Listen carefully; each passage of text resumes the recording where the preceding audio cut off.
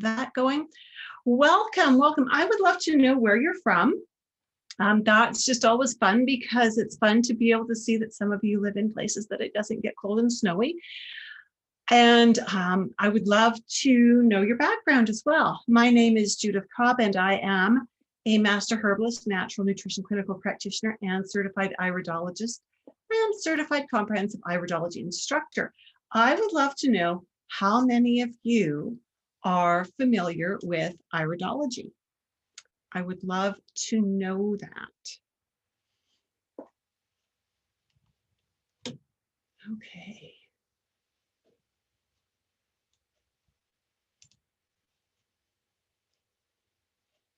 All right.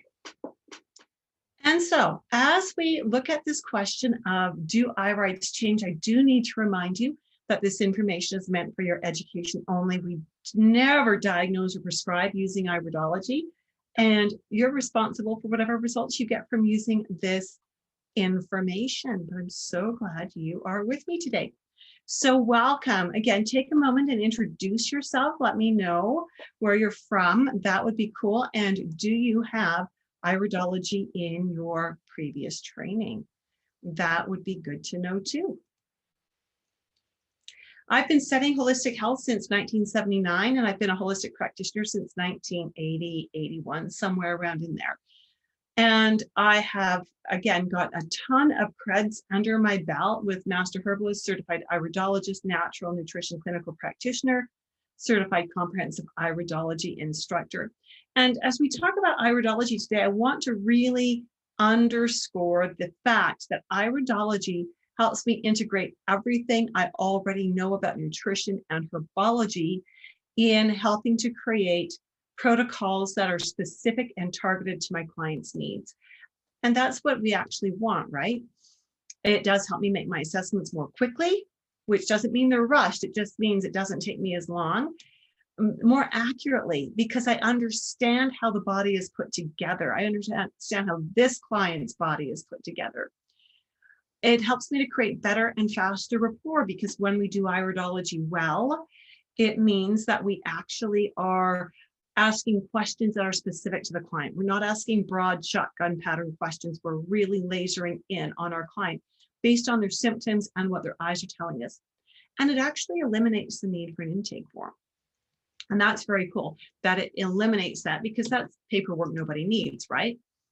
All right, so let's look at these pictures now. For those of you who are on Instagram, I'm going to move my phone closer so that you can actually, see what we've got going. There we go. Hopefully I've fixed that little pause that I just hit. These are the eye pictures of a man who was in his 40s when he first came to see me. Now, these were taken with an 8 megapixel digital camera. Back then, this was state of the art. And I want you to take a really, really close look at these photos, because what we see here, can you see we've got these areas that are very dark? They actually look like they've got some black in them, right? Especially on his right eye. So this is us, we're looking at him, and his nose is right here. So this is his right eye. This is his left eye, which doesn't have nearly as much of that black in it, but it has a little bit in some places. So got that locked into your memory? Because here is the same eye. We took these pictures 18 months later when I got my new iridology camera, which is a 24 megapixel camera, and it has an LED light. These images back here, let me just scroll back one. Oh, just a minute. Let me just scroll back just a tad here. There we go. These were with an incandescent ring flash, and you can see the light artifacts. This is with an LED light. Whoops. Okay, tech difficulties called hitting buttons that I didn't mean to hit. There we go. Okay, so here we are looking at the same set of eyes done with a different camera, a more modern camera, higher resolution, and a different light source. Now, what would you say is the difference? What differences do you see here? This is really an important observation. What differences do you see? Let's look at his right eye side by side. Okay. what differences do you see from the image that was done with the older camera to the image that was done with the newer camera?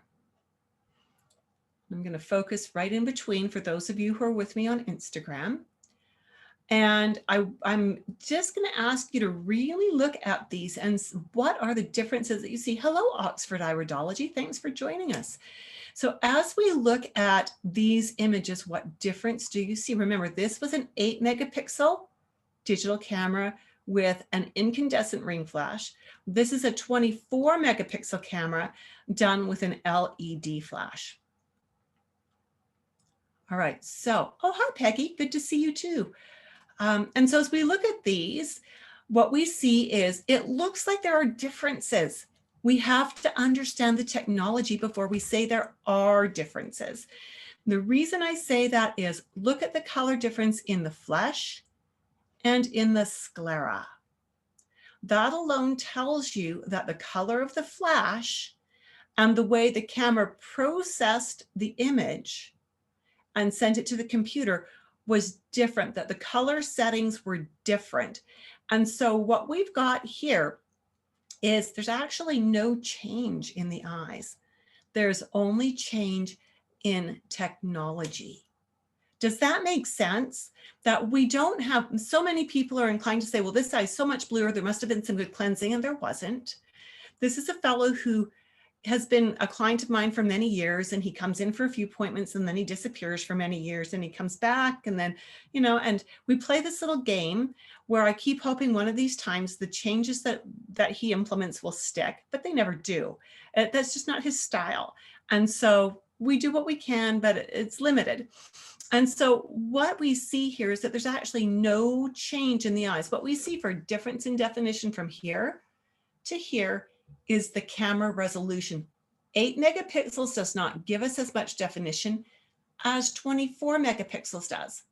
The LED ring flash is a yellower light. The LED flash is a bluer light. Oxford, yeah, it's a good point, isn't it? And we need to consider this. And this is what kind of gets under my skin, because I see this on Facebook, especially a lot, where people post before and after photos, and they talk about how their eyes have changed. Never once do they look and see that the skin tones are different, the sclera colors are different, and never once do they acknowledge that the lighting is different or the camera is different. They have this erroneous belief that all cameras shoot the same and all screens show the same. I have, okay, this is going to sound a little OCD. I have 4 computer monitors, but for those of you who are on Instagram, I've got 2 connected to my main desktop computer right there. I have the laptop we're working on and another laptop. Okay, so now that you know that I'm a little OCD on tech, that doesn't mean I'm a real techie. It just means I like working with it. Every one of these images looks different on each different monitor. In fact, when we set up this new computer over here just a couple of weeks ago, my son, who is a techie, because he built my computer for me, I said, I need the images to look the same on both screens. So if I have one image opened on both of my big computer screens, I need them to look the same, and we couldn't do it. We played with color settings till we finally went, you know what? It's not doable. So we really have to consider the tech end of things when we do this. We need to consider what device was used. Were 2 different devices used, as was the case in these images we're looking at? Were different light sources used? I actually have this light set up, and I have another one that fits on this camera as well. The lighting, even though they're both LED, the images they produce are different colors. You have to know your equipment. You have to know how does it shoot compared to what the actual person looks like. And I have that little challenge every time I take a photograph, in that I will take the photos of the eyes and I will compare what do I see on the back of my camera on the LED screen or the LCD screen to what do I see on the computer monitor to what does their eye actually look like in real time, so that I know how to interpret what I'm seeing on my computer. The beauty of having things on the computers. My client doesn't need to sit there getting dry eyes with their eyes wide open, right? It's much more comfortable for everybody. But we need to know our tech end. Hello. Oh, golly. I'm going to call you 9029 because I don't think I could pronounce your Instagram handle. My apologies. So a better question, as opposed to the first one of how do eyes change, is what changes can we see in irides and what do those changes mean? This is the stronger question. It truly is, because we do know that the irides do change. They just don't change in the ways that North American iridology has claimed for the last 60 years. And I know this because 40 years ago when I started with the kind of iridology that the vast majority of iridologists in North America practice.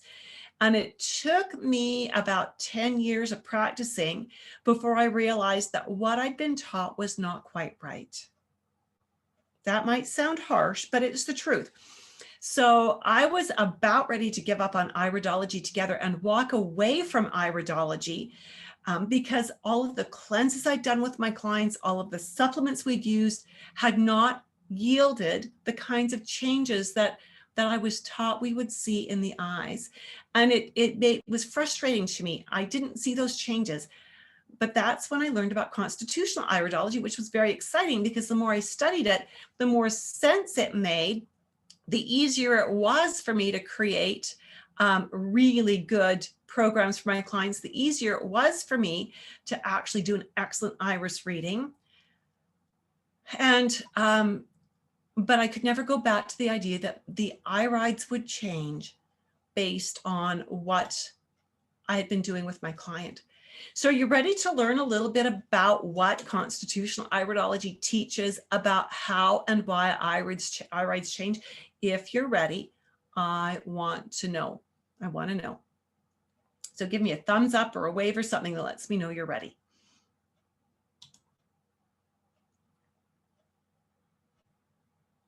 All right. We've got people on the webinar saying they are with us, so this is great. So the first thing we need to know, and Peggy's giving me a thumbs up. Thanks, Peggy. Appreciate that. I hope you're doing really well. The first thing is pigment may be acquired or become more dense. Now, pigment can accumulate in the eye.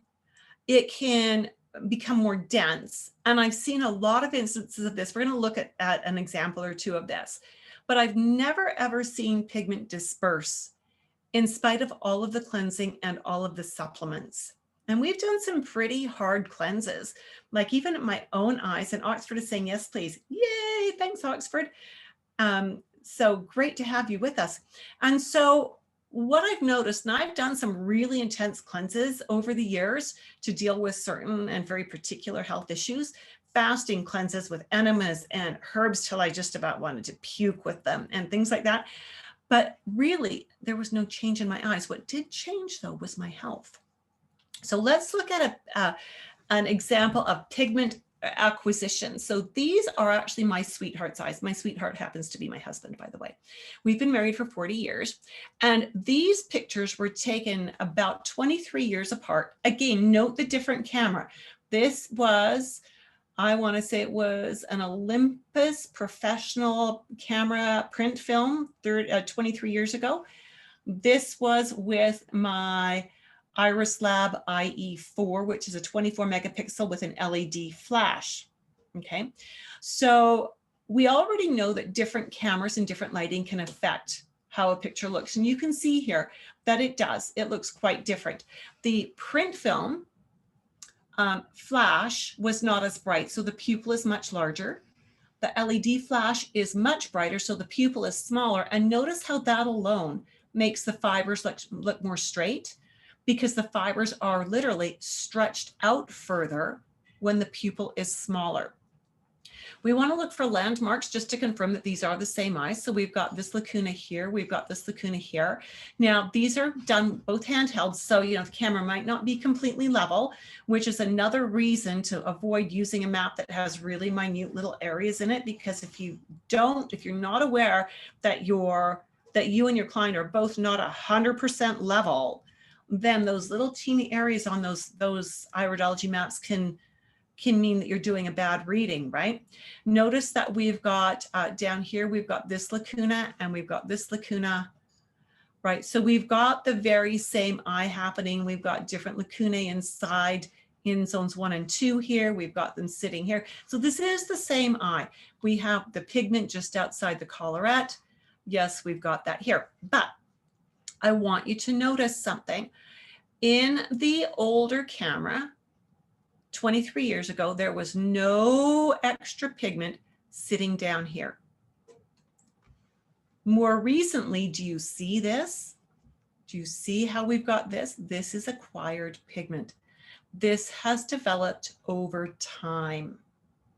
Now, what does that mean? It doesn't mean he's had a toxic exposure. It doesn't mean that he's got heavy metals or medications or anything like that. I mean, I can count on one hand the number of meds this man has taken because he's my husband, right? And we don't do that in our house.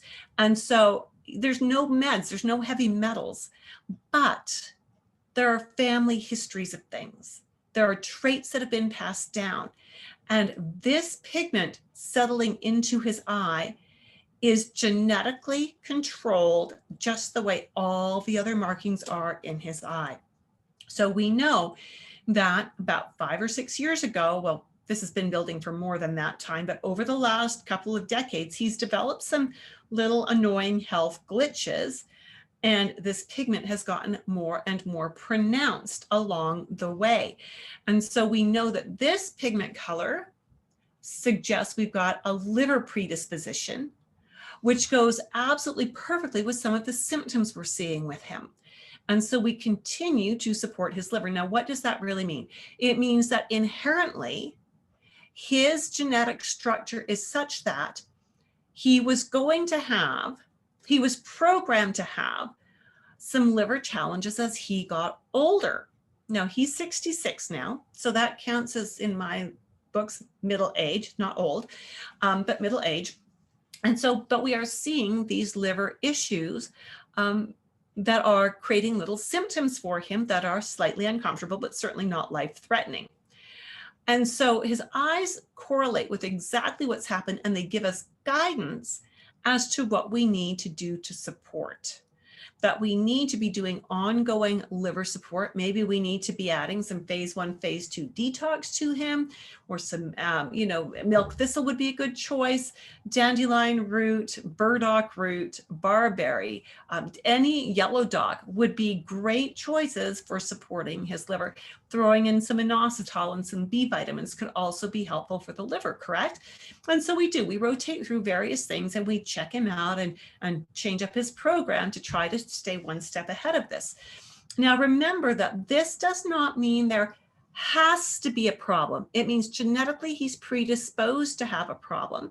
And when someone is genetically predisposed to a problem, it means that if we do the right kinds of things, we can minimize or reverse the problems. We don't change the genes, but we help the body to function better in spite of the genes. Does that make sense? Let's look at another example. Here again, this is one of our sons, taken about, again, 20 odd years ago, 23 years ago, because I was still using the print film camera. And then when I got the new camera, of course, I got all my kids to come so I could take photos again, so I could compare them. Now notice again, the old incandescent flash was not as bright, so it left the pupil quite a bit larger. The LED flash is quite a bit smaller. Can we confirm this is the same eye? Well, even just looking at the pupil shape, yep, he's got spinal misalignments that he hasn't taken care of in all these years. So yeah, that alone is enough to confirm. But even when we look at the top, we see we've got a radial furrow, we've got a little patch of pigment here, we've got that radial furrow, a little patch of pigment here. So what I want you to note here is, look at the newer image, note where you see pigment. So we've got pigment here, here, here, here. This one, we should be able to see that over here. But when we go back all these years, there is no pigment down here at all. None of those little pigment freckles. All right, so what we see then is that these are acquired. Again, this is a liver color. That's a huge theme in our family.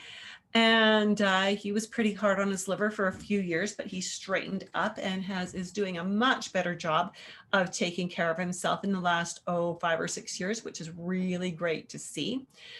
And so we see that the pigment has acquired, and it's just a reminder to us that he needs to mind his manners. He needs to watch his liver. He needs to make sure, hello, Alex, and hello, David. Good to see you on Instagram. He needs to make sure that he is always doing things food-wise and supplement-wise and lifestyle-wise that support his liver. Now, in constitutional iridology, we do not focus on each and every pigment. Now, back in my Jensenian days, we did, and each one of those pigments was an, oh my goodness, oh my goodness, oh my goodness, was a thing we needed to work on. What we know with constitutional iridology instead is color of the pigment is the first most important thing. Brown is going to tell us that liver needs some support.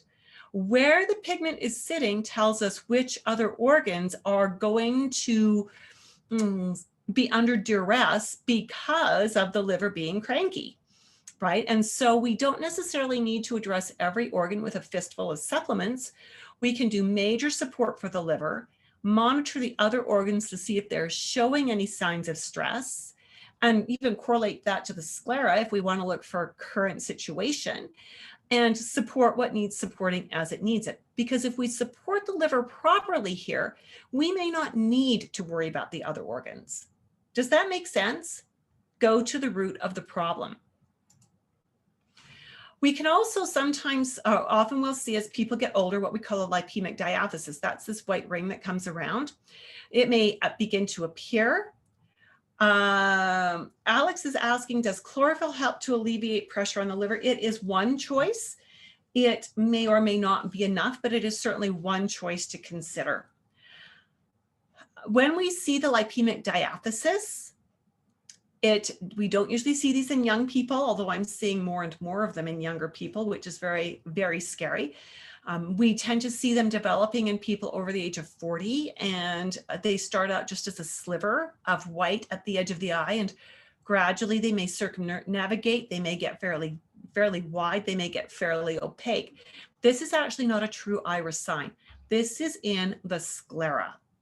This is showing us that there are lipids in the bloodstream that are the same kind of lipids that would sediment in the arteries to create arterial blockages.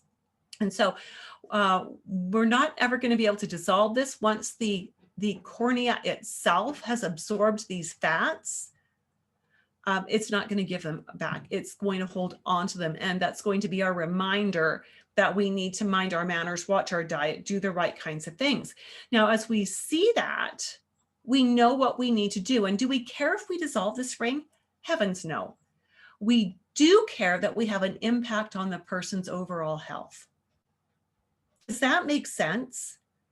And we can monitor their overall health in so many other ways, even just basic symptoms.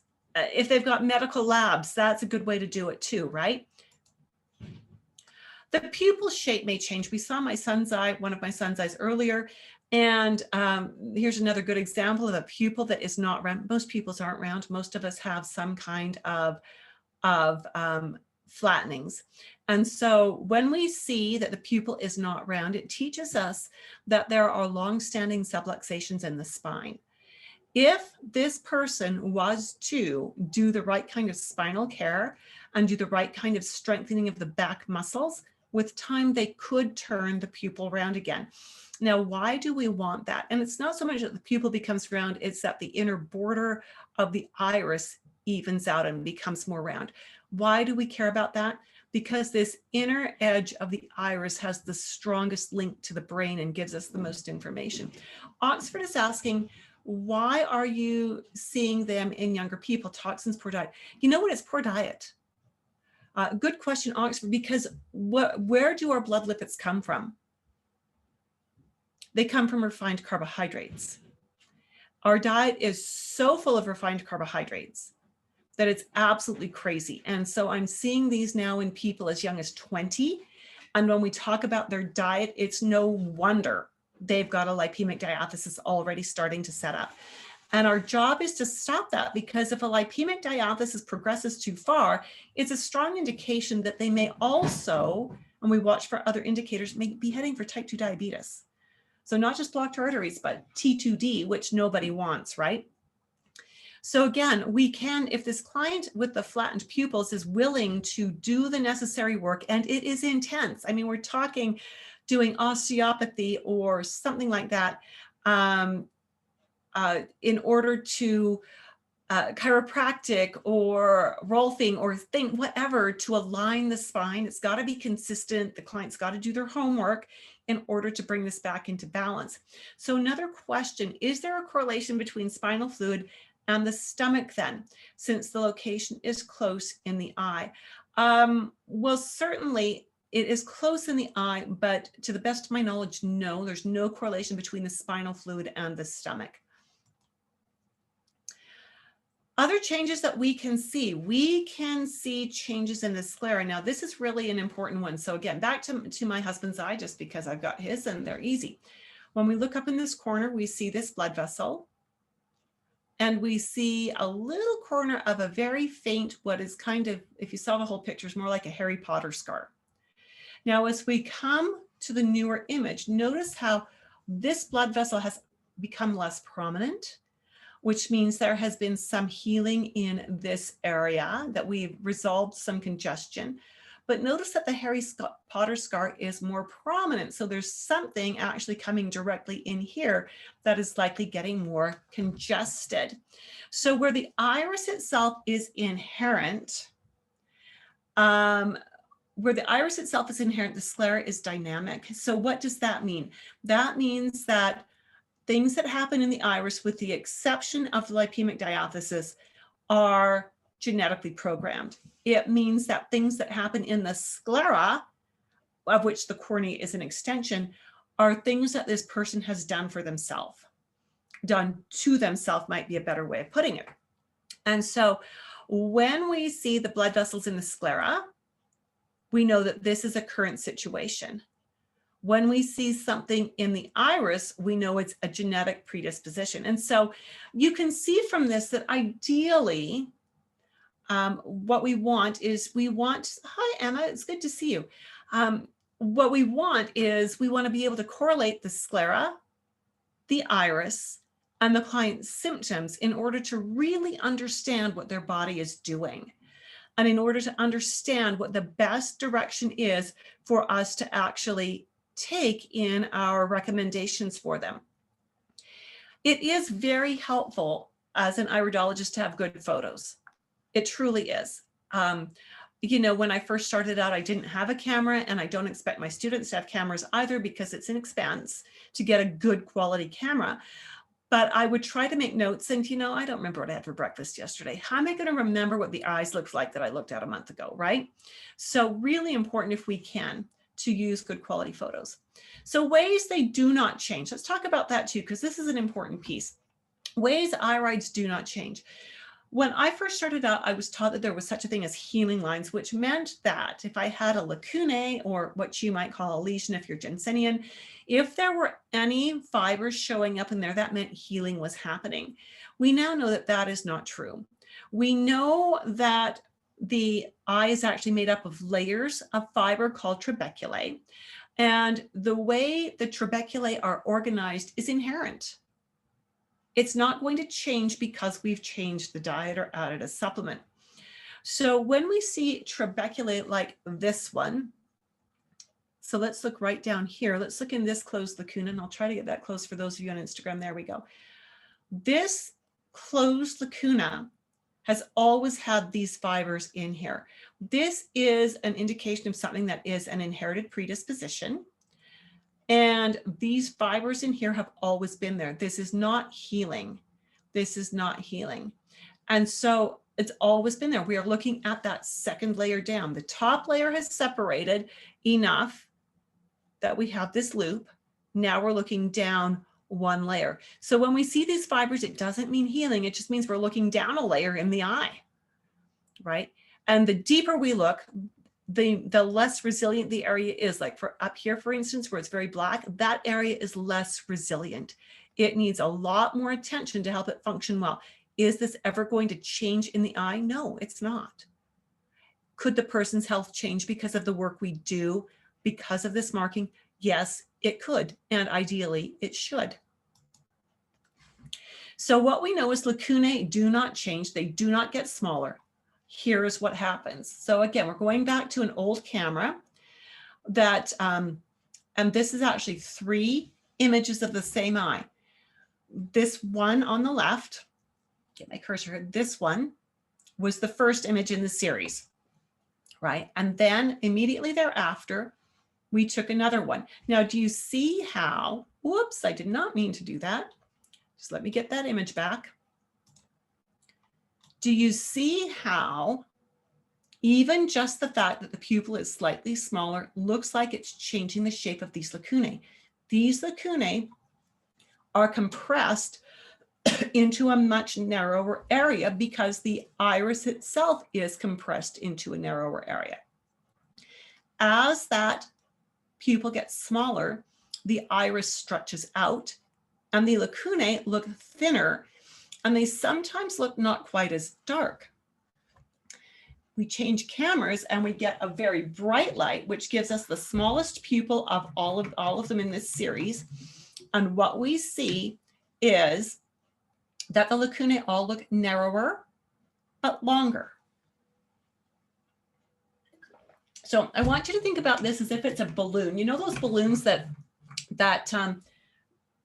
party people use to make animal shapes, the animal art, animal balloon art?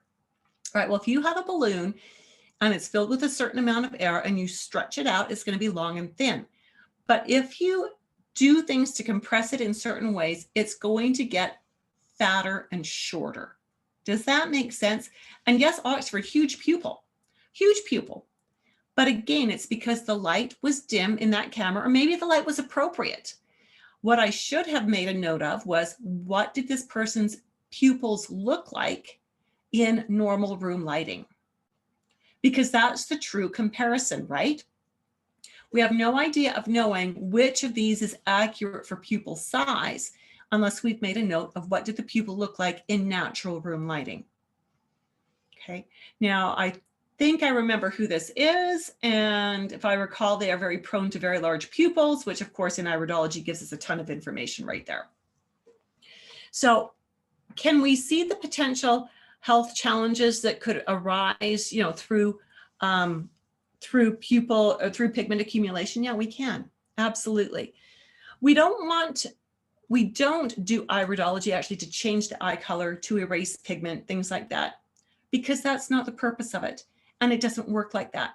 We do iridology for us to assess health, to help us understand how to support this body and how to help this person achieve better health. Now that you've had a little taste of that, and most of you sound like you've had some background in iridology, and I know we've had some of my students on this, that's very cool, it's so good to see them. Would it be okay with you if I took just a couple minutes to just give you a very short introduction to a course that's coming up? Would that be okay? Confident Nutritionist Dynamic Iridology Assessment System is the only fully mentored live online course teaching iridology to nutritionists, herbalists, and naturopaths.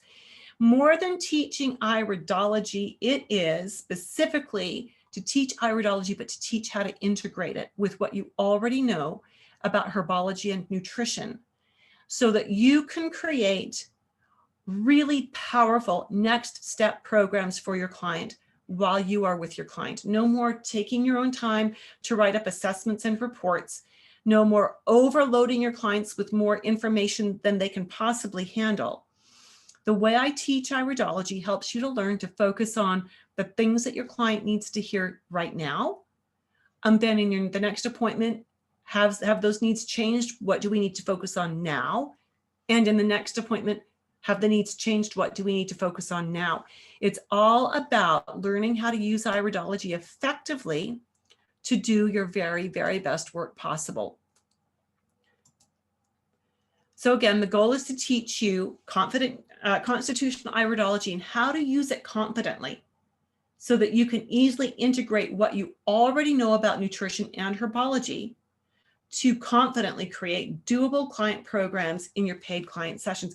I look at these analyses that people are doing for free on Facebook, and it makes me crazy. I shouldn't say that. It's still wrong. You know, they pinpoint every marker they see. They list everything that could possibly be wrong.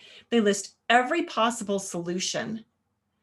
And the person who's received the first analysis, number one, doesn't even know the professional's credentials.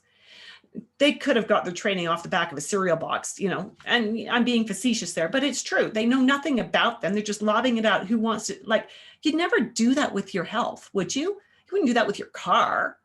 You wouldn't do that with your child's health. Just lob it out and say, what do I do with this? Tell me how to fix it. You know, you want someone who knows what they're doing. So that's one thing. But the second thing is by giving way too much information about the eyes, way too much information about what could possibly be going wrong without having a conversation with the client to understand what the symptoms are, means that it overwhelms the client with information they can't use. They don't know where to start with that information.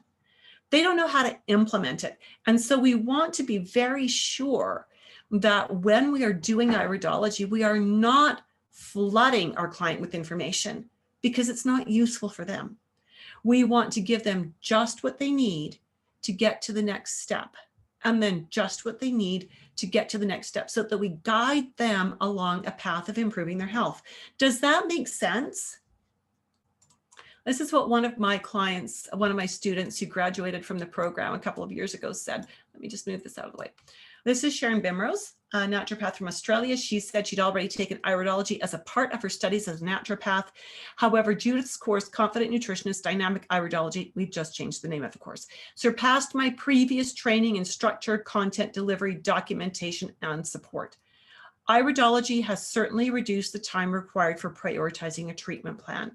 Iridology, without a doubt, has been a huge game changer to my practice. So that's brilliant. That's absolutely lovely. Love it, love it, love it. So, I did not change this slide. There will be an info session not happening on September 23rd, folks, happening in December. If you would like more information about that info session, and it's just a webinar to teach you basically who the course is for, what's included, what the tuition is, just PM me your email address, because our next start date is not October 7th. I thought I went through these slides, darn it. Not October 7th. The next start date is January 28th. January 28th. So the beauty of this is you study from the comfort of your own home, but you have a live teacher. I come to you live on your computer. So again, if you would like to join me for a live webinar early in December, please PM me your email address. And especially if you are looking for an iridology class and want to know more and would like to join us in January, that's great. Peggy says, thank you, Judith. I love your course. I have to run. Love you, girl. Yeah, Peggy is one of my grads. Thanks, Peggy. Love you too. And yeah, hope you'll join me. Bye for now.